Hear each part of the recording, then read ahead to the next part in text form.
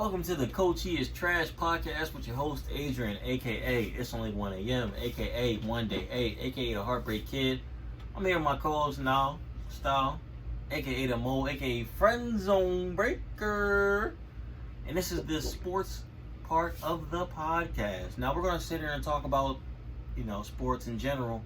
And the first topic, which is what everybody cares about because it's the next major sport to resume, is the NBA playoffs. You didn't tell the people my sports nickname. They call me the Black Adam Schefter because I get my sports news on colored people time. Oh. Sometimes it's late. It gets the job done sometimes. Now, Black Adam Schefter. How do you rate the NBA playoffs? Do you think not the playoffs, do you think the NBA seeding is fair right now as far as like the 22 teams being invited to Orlando? I do think they got the correct 22 teams. I don't think they messed that up.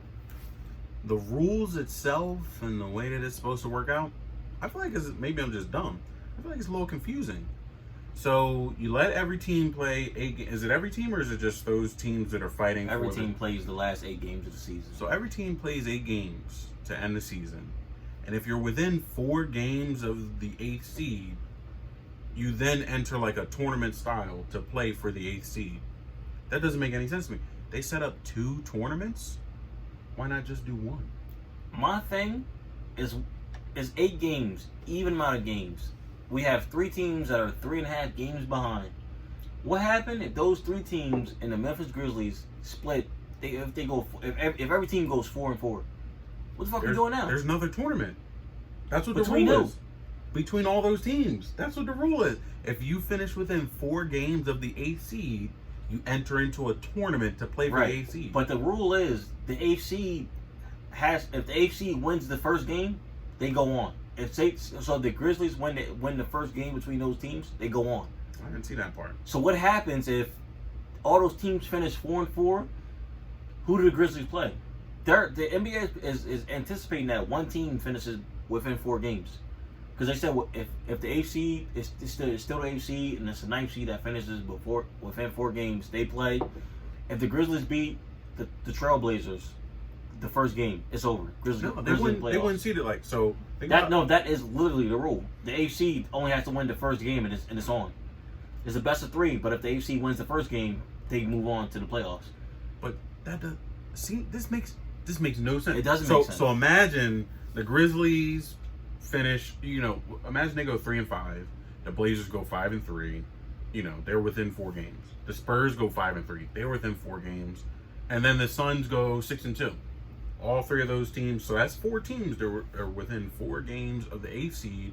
When you see them, Memphis versus Suns, Portland versus Spurs, you play, they should just do winner take all, like 1 game, and then you go on to the next round and you play again. Why would it be the other way? Where and the NBA has no idea what they're doing yet. Yeah, why would you do it a way where all 4 of those teams will finish? Because they asked that question to an NBA rep, and he was like, "I don't have the answer." This was today. Today's Tuesday, so this was Tuesday, June 9th.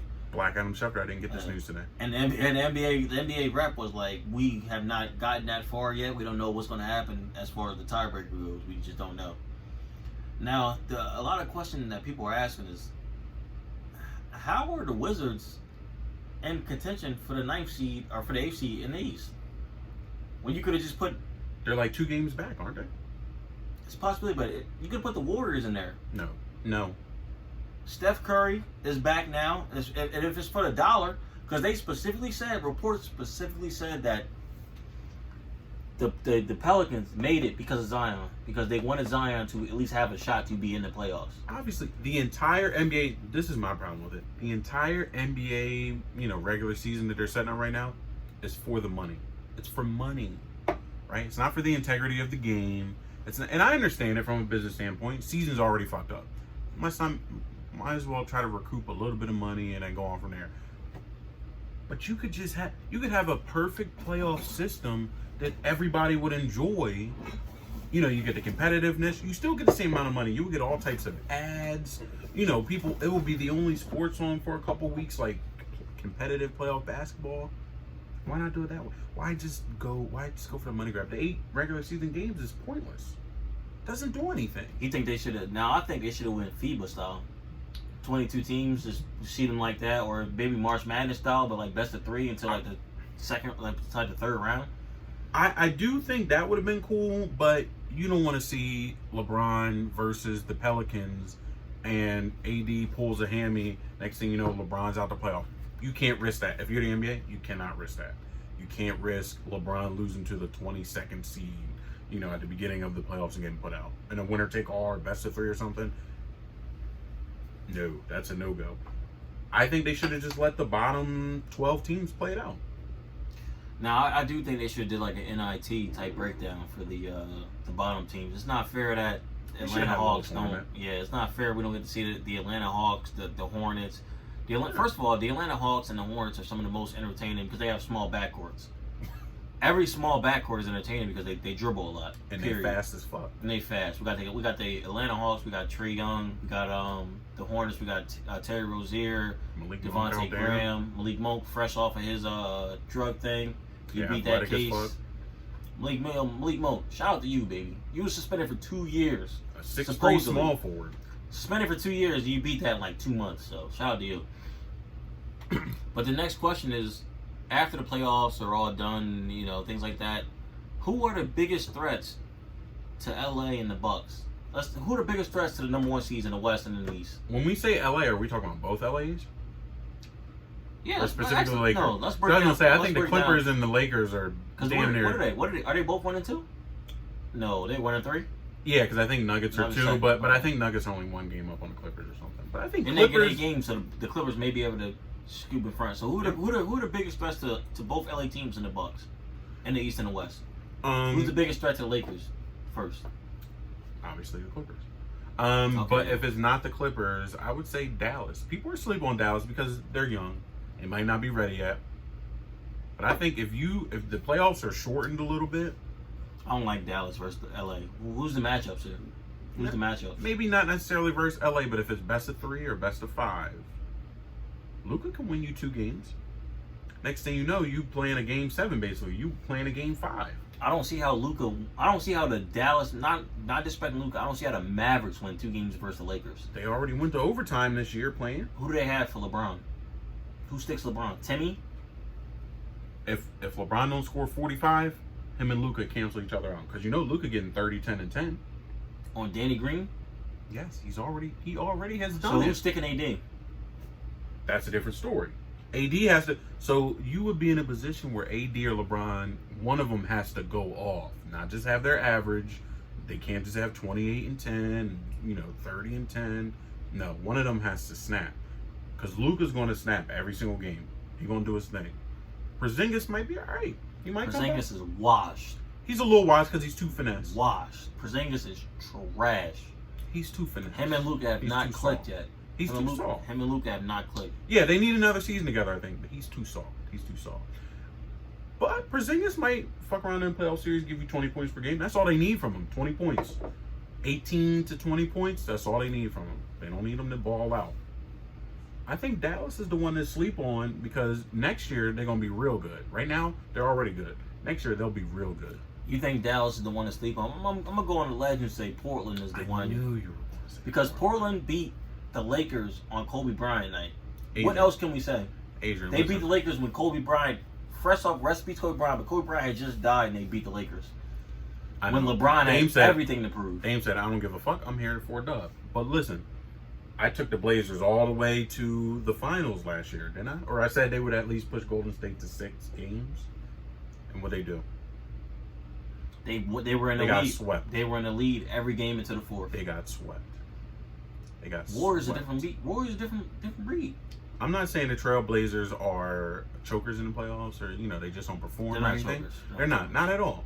Because Dame, if I had a game for my life, winner take all, I gotta survive. Dame's in my top 5 probably, top 5 or 10. A guy I take, he needs to win a one-on-one game for my life. Dame's top 5 or 10, but it's something about the Trailblazers. They cannot match up with those top tier teams. They cannot do it. Now the thing with the Trailblazers this year is they have weapons. They have Dame. They have CJ, which they've always had. They have Melo. Nurkic is coming back off an injury. He's ready to go 100%. Zach Collins, stretch forward, ready to go 100%. They added 2 offensive weapons. Nurkic can get you 18 and 12.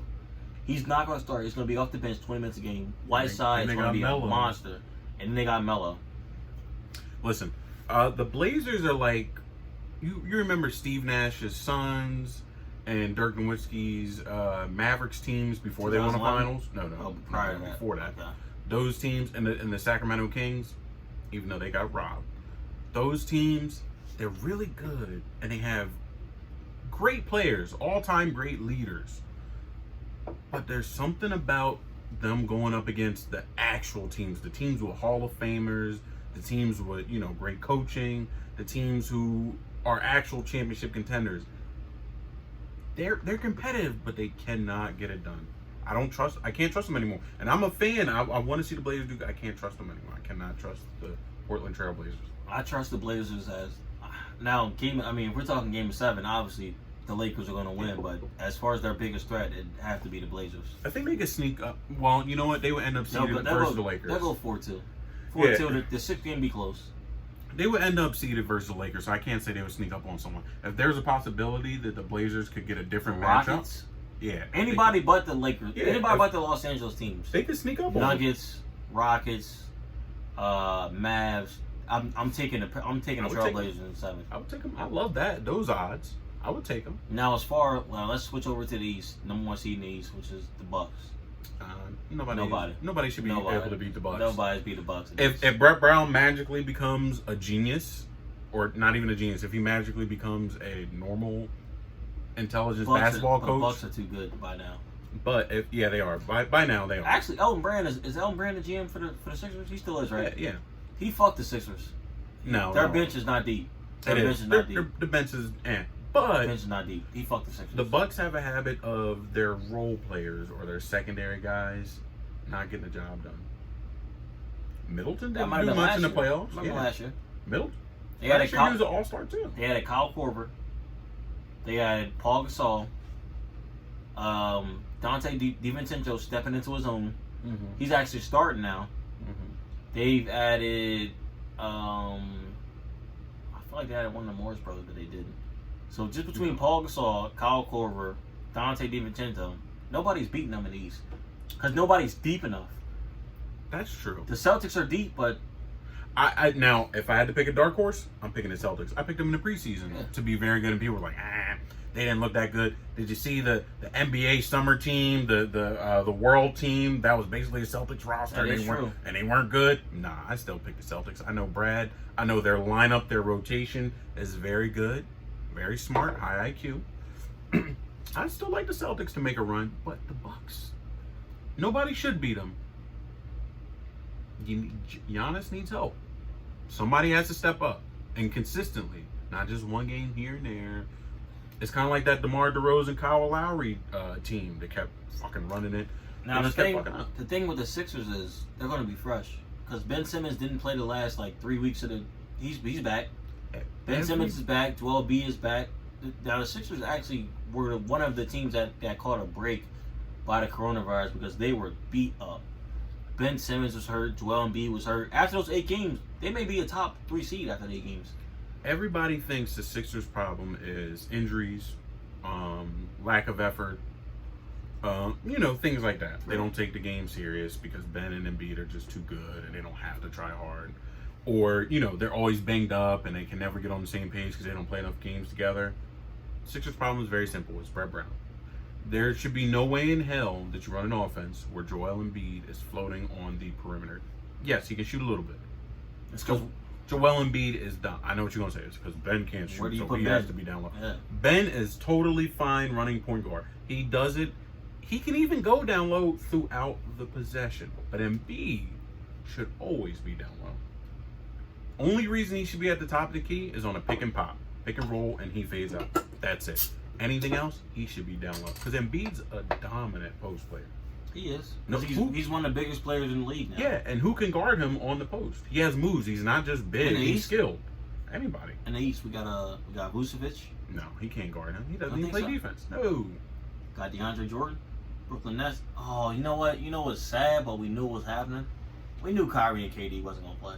Yeah. We know Kyrie and KD, two of the softest motherfuckers in the league. Those boys don't play hard. They don't want to face any controversy. Every time there's controversy, first KD and Kyrie, they say, "Well, I just came to play basketball." No, well, Kyrie's a little outspoken, but his outspoken be kind of weird. His outspoken was something like with Gordon Hayward. He should have gave me the ball even though I was double teamed. He should have gave me the ball instead of him shooting the. Kyrie Irving he's a team killer. Yeah. Their record, Kyrie Irving, when he's not playing with the Nets, their record's actually better without Kyrie Irving. Yeah. Because he's a team killer. That's all it does. And I like Kyrie. I like his game. I like his game. Kyrie will give you 35, 0, and 0. He's not doing nothing but buckets. But some people, every ball player know sometimes you actually do better without the best player because the best player is not that good as far as like a team player. Yeah. He's a good one-on-one basketball player, but he's not that good as far as team players. Yeah. I like the Nets' odds better with Spencer Dinwiddie. Spencer Dinwiddie hold him down. Yeah. I think if Kyrie somehow, I don't know if he has a no trade clause, if they could get rid of him and it would just be their same roster next year with Plus just KD. Durant, they would be pretty good. With Kyrie and KD on the floor together, I don't know who's gonna dribble the ball. all of Kyrie, well, Durant doesn't need the ball to like necessarily score. He doesn't have the ISO. So I think all of Kyrie's, all of his fuck ups and being a team killer, it'll get kind of even out the same way it did when he was with LeBron, even though KD's not the same facilitator. It'll get a little evened out because you got Kyrie and KD. They both want to score, right? Even though Kyrie takes a lot of shots and he's not that efficient, KD will give you 30 on 50% shooting. Right. So I think those two actually could mesh, but they would be better off with just KD if they can find a way to get rid of Kyrie and get something back. Throw Terry Rozier in the lineup; he'll do just as good. We saw Scary Terry without Kyrie last year. Yeah, Pretty fucking good. Scary does. He does all right. So let's just move on to the NFL now. Let's talk about George Kittle. George Kittle's agent made it clear he's not looking at the tight end market. Should he be looking at a tight end market? Absolutely. George Kittle has had, 2 good seasons? He's only been in the league for 3 years. He's had 2 good seasons. Yeah, his rookie year probably was They didn't see his talent. They didn't see his potential. Yeah, and they had a QB problem and, new coaching, all this stuff. He's only had 2 good years. There's no reason he should not have, even though he's great, and I love George Kittle a lot, he should not have enough leverage in any negotiation table, especially with John Lynch, an NFL Hall of Famer, to go in there and say, I need to be paid like a wide receiver 2, or like a wide receiver 1. Even though he had 1,000 seasons? Even though he had 2 1,000-yard seasons, he should not be paid as a wide receiver 1? He shouldn't be able to have the leverage to get away with it. We're not talking about how it should be. All the NFL players deserve to get a certain amount of money. This guy is one of the best, if not he actually is the best blocking tight end in the league right now. He's the best. He's top 2 best receiving tight end in the league right now. He's had over 1,000 seasons in the last 2 years. 1,000 yards. 1,000 yards in the last 2 years. How old is he? 27. So they should they should max him out for the next 4 years. I'd max him out for 4 years. 20 million 4 years. Give him 4 years. You gotta pay him like a lineman, and you gotta pay him like a tight end. Now the best tight end right now is getting paid is like, who is it? Is it not Austin Kelsey, Hooper? right? Or no, Hooper is the most expensive Hooper tight end. gets $10 million a year because Kelsey signed. He's not even that 3 good. years ago. He's not. Austin Hooper's a bum. Hooper's not even that good. Austin Hooper's on like a fucking 12-day contract or something like that. Who the fuck knows? Yeah. Who knows this guy? But they need to pay this man like a lineman and a tight end. He needs to get his money. I don't think so. George Kittle is he's like that running back like an Ezekiel Elliott. Where He's gonna be good for about 3 more years. Where you can't pay him so much because he's going to break down. Dudes like Travis Kelce and stuff like that, they play a more, controlled, smarter style as a tight end. I'm getting in the zone, I'm open, give it to me, I'm there, right? A dude like George Kittle is like Gronk, but even more physical to some degree because he blocks more. He's not going to hold up that long. You cannot invest that much money in him. And he's only a tight end. You can find another pretty good tight end. Right? Calvin Benjamin. Calvin fat ass. Hey, but look, you could go from George Kittle down to some random guy right? Did you find in the draft? Maybe he's fast, maybe he's strong, maybe he's a wide receiver who's too big, and you convert him to tight end, whatever you find. And you can go from 1,200 yards at tight end to 800 yards at tight end. Still the same productivity, yeah. That's not a huge difference at tight end. Now at wide receiver, if you go from 1,200 to 800, that's a whole different thing. Tight end, you can drop 400 to 500 yards, and your offense will still run just as smooth. But you gotta think about the fact that you have Jimmy G as your quarterback, and Jimmy G threw 12 passes in the playoffs. It's not that bad, but their running game was just working so well. He had 8 completions. Their running game was working so well that there was no reason for him to throw the ball. And one of those reasons why was George Kittle. Yeah, but listen, you can find another guy. So you wouldn't pay him. You wouldn't pay him $20 million. You let him walk. Go somewhere else. I would try to because you can't trade Kittle. The fans would be too mad. So you let him walk. I would have to let him walk. I heard that he may retire early. Him and The Rock have been in talks. There's been some WWE talk, just like Gronk. I heard he might retire early. Early what? 32? 30. Three more years in the league. Yeah, I heard he might retire. Max him out for 3 years then. He's worth it. Every penny. Not your tight end.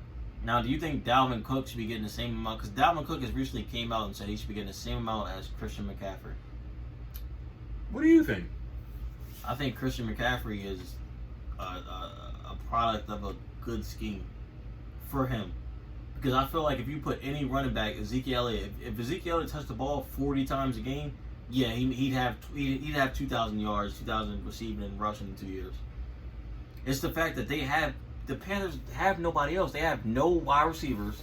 What do they have? DJ Moore? The Panthers have no wide receivers. They have no tight ends. They literally have Christian McCaffrey. They had no quarterback. So Christian McCaffrey was a dump off receiver, and he was the running back. So yeah, his stats are going to be looking ridiculous. Dalvin Cook played for the Vikings, who had Kirk Cousins, phenomenal quarterback, Stephon Diggs, Adam Thielen. Diggs is gone now. Previously. Yeah. Stephon Diggs, Adam Thielen. The tight end name is Kyle Rudolph. They had they had 3 of the top 10 players at each of their position. So yeah, Dalvin Cook's not getting as many touches as CMC. But if you were to use him like that, would he get as many yards? He'd probably have more yards than CMC. Probably more yards because he's more explosive. He's more elusive.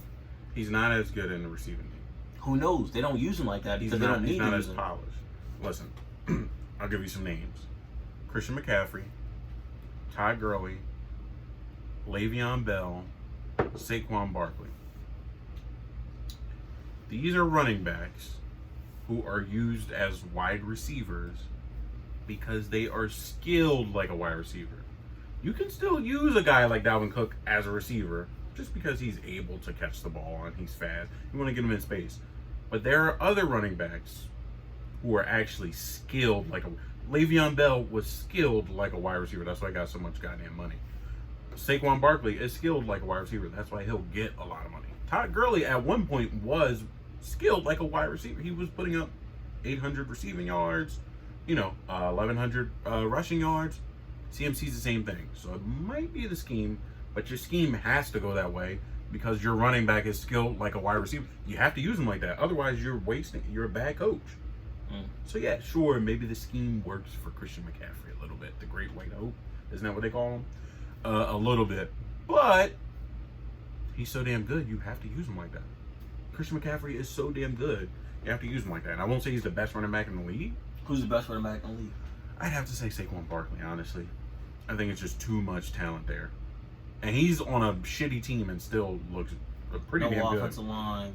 No offensive line, no QB, no wide receivers. No head coach. No head coach. No offense coordinator. Nothing. He still looks good. Everybody's like, oh, trainer, apparently, because he's getting hurt. He came back on a sprained ankle in like a week. I know, right? No and trainer. People were like, oh, well, Zeke was just as good his rookie year, but Zeke was on a loaded-ass team.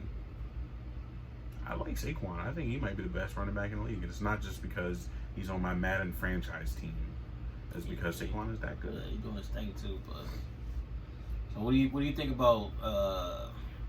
Speaking of those contracts and stuff, though, what do you think about maybe Cap getting back into the NFL? Colin Kaepernick getting back into the NFL? I feel like, honestly, he shouldn't take the job. He shouldn't take a job. Really? I thought you were for him getting back in the league. I'm for him getting back in the league, but if Kaepernick takes a job and he sucks for some odd reason, he's just trash, all lives matter people are gonna be like, this is why he didn't have a job to begin with. Sometimes your path is better to be a martyr than to, be successful in your cause.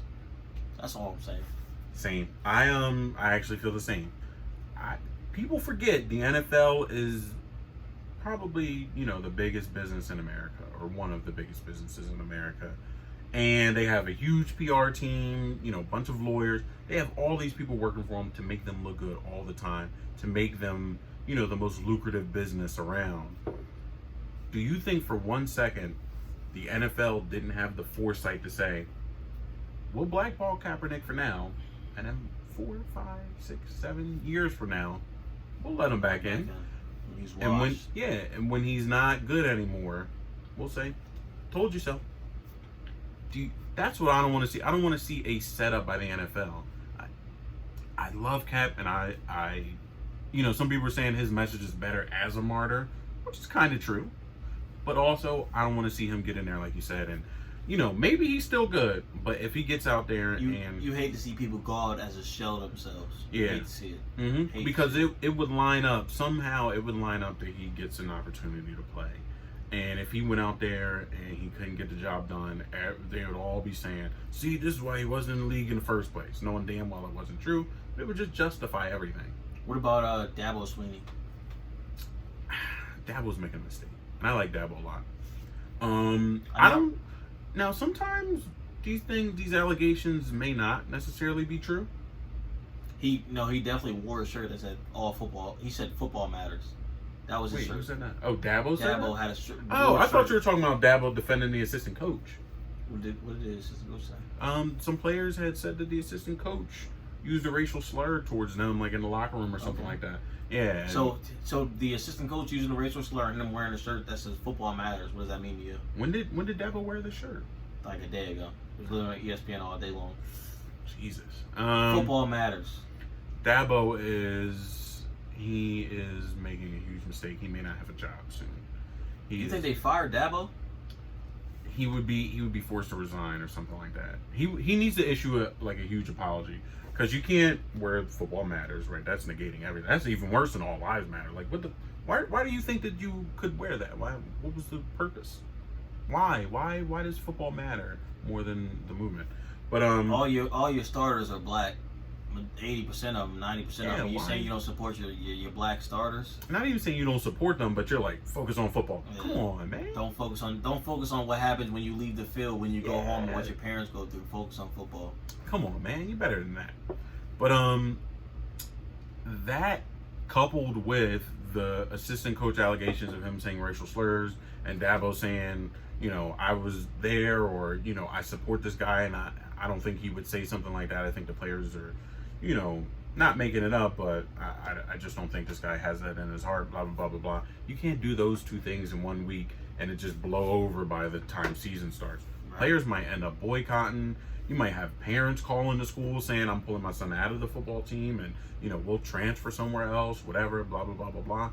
He might be forced to resign soon. I wouldn't be surprised if it happens. Now we have what's going on now is a bunch of those down south schools. It's already happening all the way across the board. A bunch of the down south schools are now ripping down the statues of the slave founders. 2020 should have done Crazy. A long time ago. Crazy, right? And we still carrying around dollar bills, motherfuckers like Abe Lincoln and Benjamin Franklin on it. Shit like that I care a little bit less about. Like Nuts, right? Whatever. It's just a fucking dollar bill. Still a slave to a dollar bill. Like, okay, Kanye. But people will literally go to those schools, freshman orientation, take a picture in front of the statue that everybody knows. I'm at Clemson, or I'm at UF, I'm at University of fucking Ole Miss. Mm-hmm. Clemson's didn't they have some sort of challenge or something like that, named after like a 1960s, so somebody kind of recent senator who was part of, I think he was a politician or something, and he one of his platforms was, I want to resegregate things and I want everything to be whites only and stuff like that. And DeAndre Hopkins and Deshaun Watson were like, name it after somebody else. Like, we got to change this challenge name up after all the stuff that's going on. I think like 5 years ago, Ole Miss, because of free speech, allowed like a KKK rally or something to go through their campus. Like, it was a march or something in the town. And because of the First Amendment, they didn't deny this KKK group from walking through on campus. And all the black football players and basketball players and shit complained about it. But like that's the type of stuff that goes on in the South. Not to say that like up here is any better and there's not racist people up here, but like down there it's kind of ingrained in the culture. People like my daddy's sister's husband fought in the Civil War, and even though we lost, we still have pride. Y'all was fighting to keep slaves, man. Get rid of the statues. Knock them down. Let them go. And Cam Newton went to Auburn. You think Cam Newton to be a starter anytime soon? If just pick one team, pick two teams where you see Cam maybe throwing a fight in. Right Cincinnati. Now. I could pick a couple actually. Him starting over Joey for a couple games at least. I could see if Joey can't grasp. I don't think he'd take that job. I don't think Cam Newton take that job. I know because Joey's already kind of a polished, like he's already ready to go. Yeah, but I could see Cam in Miami over Tua. Yeah, for a couple games. Definitely over Fitz. For a couple games at least. That would bring some fans in. You know, it might be exciting for a little while. Cam got something to prove. Cam did start his college career in Florida. And he has something to prove. It might be entertaining. He might win some games. They got a little bit of an offense now. So Miami, Washington. I can see him in Washington reunite with Ron Rivera because they don't have a quarterback at all. I like Haskins, and I like if they want to stick with Haskins and say, let's see him grow. Fine, but I would like to see Cam and Ron Rivera back together again. That would be pretty cool. And maybe New England. Fuck it, why not? No cap. Stidham is a bum. Yeah, no cap. No cap space. No cap space. No cap.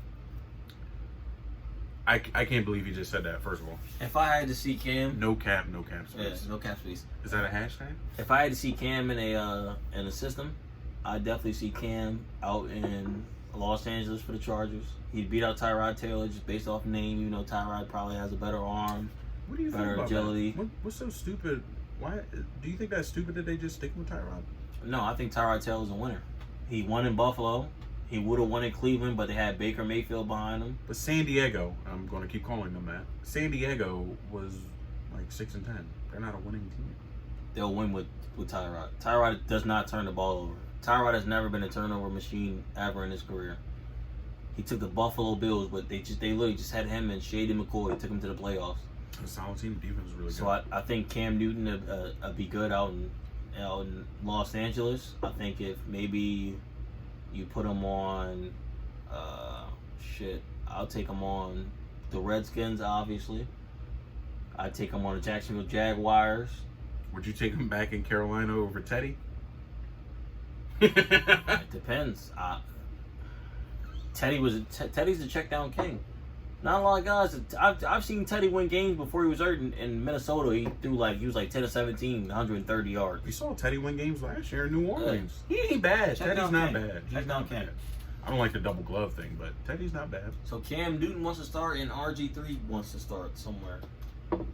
They're fighting for literally the same position. They're the same player. Now RG3 has a better arm than Cam Newton. Absolutely not. You don't think so? No. Or else RG3 would have had a starting job somewhere at some point. RG3 has almost no shot in hell to be a starter anywhere. Almost no shot in hell. RG3, and I liked RG3 when he first came out. Brother, give it up. The jig is up. No more starting. Take your paycheck. Be the backup to Lamar. He takes a lot of damage. He might get hurt. One day. You could slide in there. One day could be your day. Hey, you got to play 6 games for Lamar because he's hurt. You go 4-2. That's your starting job right there. Somebody's going to pay you the next offseason. Run the same exact play because Lamar. And RG3, you still an Olympic sprinter. You still got the juice. Robert. I'm going to call you Robert. You could be the next Nick Foles. You never know, man. You think Nick Foles beat Mitch out there in Chicago? Hands down, right? Mitch can't throw. I could throw a ball better than Mitch. Mitch, I don't know what happened. The year they made the playoffs, he was solid. He was running, that's why. They thought he was a quarterback. But he was solid. It wasn't like, oh my God, Mitch Trubisky is Rex Grossman. Now it's like, do you even want Mitch Trubisky taking the ball from the center? It's a turnover.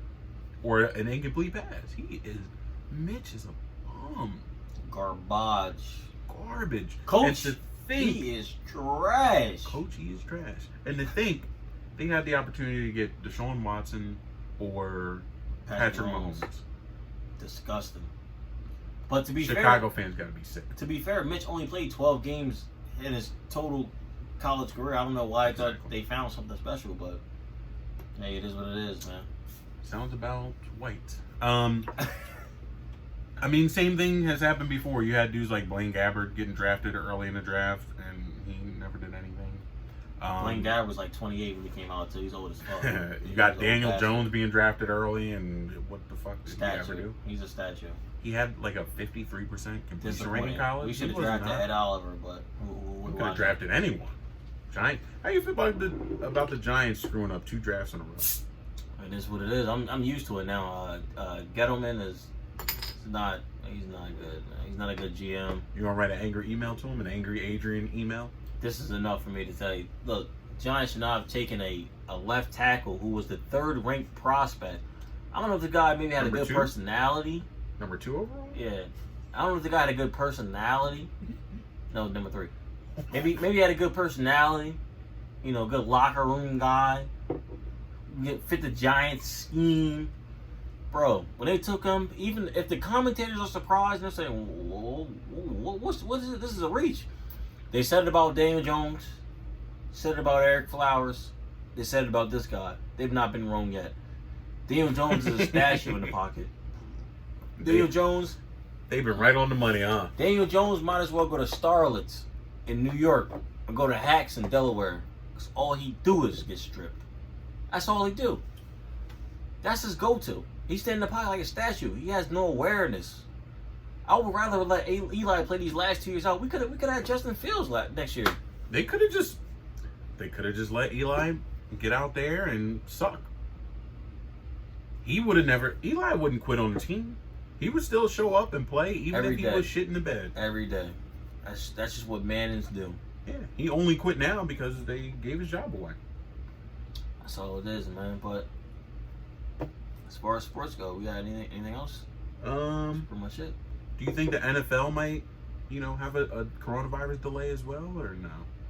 I think the NFL starts on time. I think as far as I think the NFL starts on time strictly because Vegas forces them to. NFL and NBA playing at the same time, Vegas is going to go crazy. Not only that, you know how much money the NFL would probably lose if they had to delay the Super Bowl a couple weeks?